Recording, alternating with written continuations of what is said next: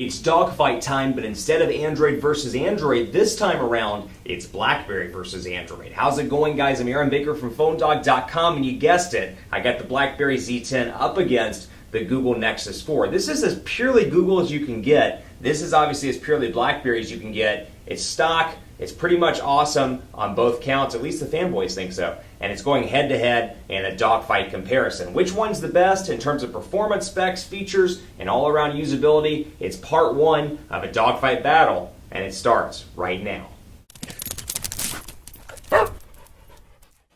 You got two devices here that are very different in a lot of ways, but you know what? They're all email internet machines, aren't they? I mean, kind of when you look at it. The Verizon BlackBerry Z10 finally in the house. It's the white version too, and it's available at Verizon right now for $199. So 2-year agreement gets you a device for $199. That's going to be right up there with the HTC One when it launches, right up there with the Galaxy S4 when it launches, and a couple of other hot high-end devices. So yes, BlackBerry 10's back. Yes, I'm very excited about the Z10. One of the questions I'm going to ask in this video is, can the Z10 command a $200 price point when the One and the Galaxy S4 and all these other established brands and established OSs are carrying the exact same price point? We'll find out in the video. Then here's the Nexus 4, and unlocked starts at $299 for the 8GB version. 16GB going to set you back $349. Both of those versions through Google Play and through Google's website and through T-Mobile in select instances. Now, specs-wise, you got some nice specs on both of these devices. You got a 1.5 gigahertz dual-core Snapdragon S4 CPU over here. You got a 4.2-inch HD display, so a little bit smaller than what we're seeing on the Android devices. This is just a bit larger than the iPhone 5, 4.2 inches, a nice sweet spot for a lot of people that think 4.7, I mean, my tweet stream blows up on a regular basis with, hey, I hate 5 inches, it's too big. Hey, I hate 4.7 inches, it's too big. Well, for you, this is going to be a great device, at least just from a screen real estate perspective. 4.2 inches, 8-megapixel camera on the back, 1080p HD recording, 1,800 milliamp hour battery in the back. It is removable, and on the Verizon version, you see the big Verizon 4G LTE logo back there, and right up here as well. So you've got that 4G LTE connectivity on Verizon Wireless, 2 gigabytes of RAM, 4.78 ounces, and then over here, the Nexus 4. Now, specs-wise, a bit beefier on the spec side. It's got a 1.5 gigahertz quad-core Snapdragon S4 Pro CPU over here, 2 gigabytes of RAM, 8 or 16 gigabyte configuration, like I said, 8-megapixel camera on the back with 1080p HD recording, and then a 2,100 milliamp hour battery, though it is non-removable. We'll talk more about battery most likely in part 2. It weighs in at 4.9 total ounces, so a little bit heftier on the size front. 4.7-inch HD display with same resolution, or same pixels, I should say, as the Z10. So hey, bigger display, exact same pixels. Smaller display here, exact same pixels. So obviously the color density is going to be a little bit better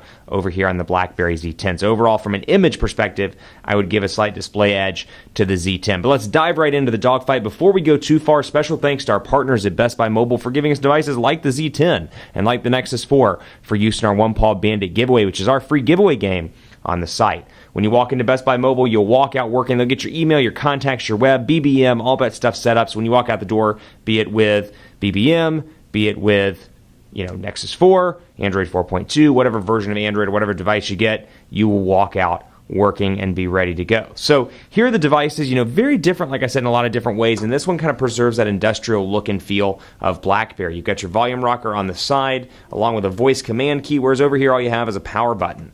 Then over on the left-hand side of each one of these devices, volume rocker over here, micro USB charging port, HDMI port over here, and then 3.5mm headphone jack up top on both with the power button up top on the BlackBerry Z10. So you've got that front-facing camera on both of these devices, camera in the rear, as you would expect on both of these devices, and there they are right back up here in the front. So a little bit different, from an overall look and feel perspective. This is very much a glass and kind of, not metal, but glass and just premium materials look and feel here. Now the downside is, you drop this thing, it's probably going to break, and you drop it hard enough, it's most likely going to break because of the glass in the back. Because at least this version is the flat version without the little nubs at the bottom.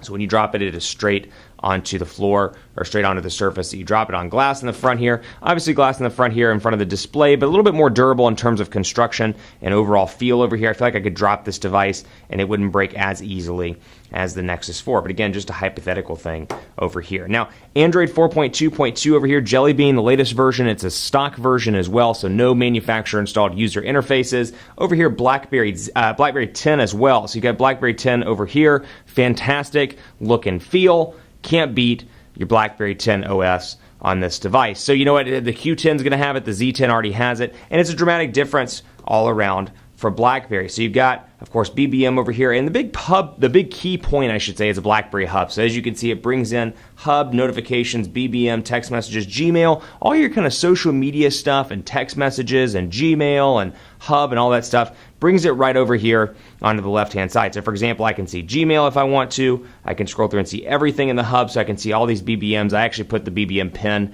on a video a couple of days ago, so you see all these BBM people that have messaged me back and forth, and I wish I had more time to respond to everybody. But you got the BlackBerry hub here. You can obviously access Twitter, Facebook, and Gmail through there, through the search, or I should say through the kind of file architecture system, whereas over here, BBM, text messages, Gmail, Facebook, Twitter, and then calls all in one place. And of course, like I said, you can itemize based on what you want to see. So BlackBerry hub's really nice, and of course I can swipe right back. And here it's kind of like a cards-based thing, kind of a playbook, or I should say kind of a play from the WebOS playbook with your cards over here, and then you got just swiping to get your applications and more. There's no back button, so compare it to something like Android 4.2.2 with on-screen back, home, and recent application buttons. Now granted, this does have a quad-core processor, so at least for me in day-to-day use, I do find this to be a little bit faster all around. I have had this one hang up a little bit. Actually, I should say I've had both of them hang up, but I see more issues with the BlackBerry Z10 and overall speed. That said, much better than anything BlackBerry's ever produced, but still every now and again I see a slowdown, but you can expect that frankly on any device. You got your cards here. When you want to get rid of them, I want to close New York Times, I can do so, but I can just keep applications open as you see here and swipe right up when I'm done, for example, and go ahead and cancel. Let's go out. Newsstand. Got the crazy, all these kids that want to BBM.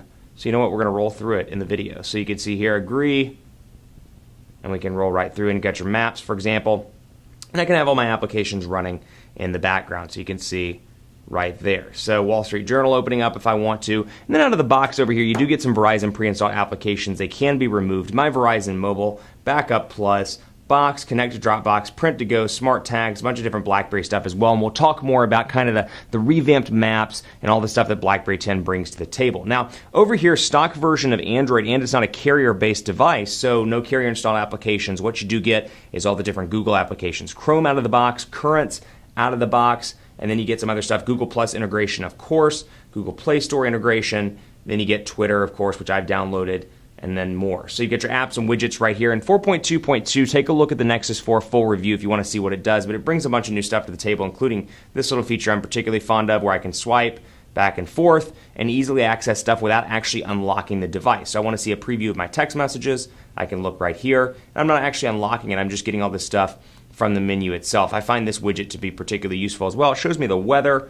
shows me that it's going to rain and thunder, and it's 46 degrees, my emails, and then, of course, quick access to the camera as well from there. So all of that without having to unlock the device itself. Now, the unlock screen over here on BlackBerry 10 looks like this. You can see I have 13 BlackBerry messages, 1 Facebook message, 4 notifications, 23 Twitter messages, 48 emails on this particular device. So, again, a little bit of a difference, and I do like the fact that I can actually do this stuff without unlocking the device. So I can, for example, go into messaging and click directly into messaging if I want to, and go to my text message thread, which I was doing earlier between these two devices. So we'll scroll right back over here, for example, and let's say compose, and I can compose between all my different stuff here. Facebook if I want to, Gmail, text messages. But then if I want to go into specific stuff, I can go to text messages, and I can say there's my text message thread, and I can go right into it. So just to give you a preview of what both of these look like, here's the BlackBerry Z10 keyboard. Here's the Nexus 4 keyboard. Obviously more screen real estate over on the Nexus 4, but like I said earlier in the video, the colors look great